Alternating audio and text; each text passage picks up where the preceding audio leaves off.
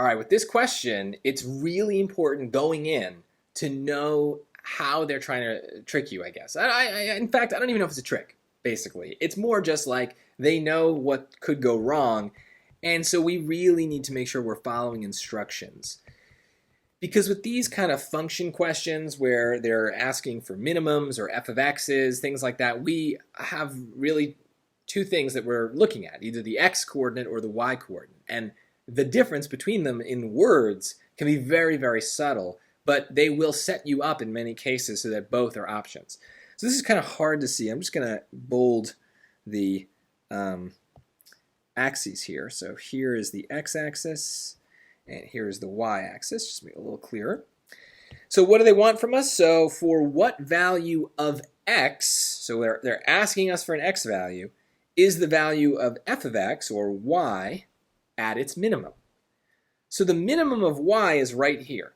And so what is that point? That is the point -1, 2, 3, -2, right? And sure enough, both are points, right? Both are choices. That's not a coincidence. It's going to happen every time. So knowing that it's going to happen every time, our job is to be extra careful about making sure we fully understand the instructions and the thing that we're supposed to give them. So in this case, I kind of already highlighted it.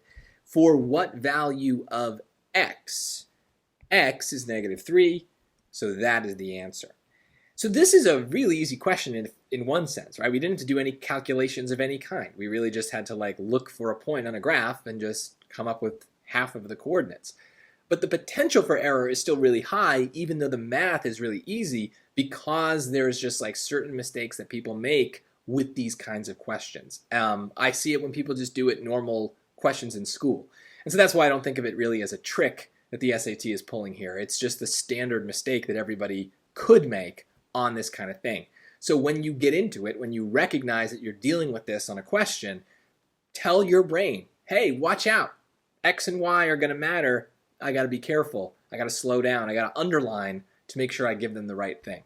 Those little steps really make a difference and prevent you from making unnecessary careless errors and losing points unnecessarily.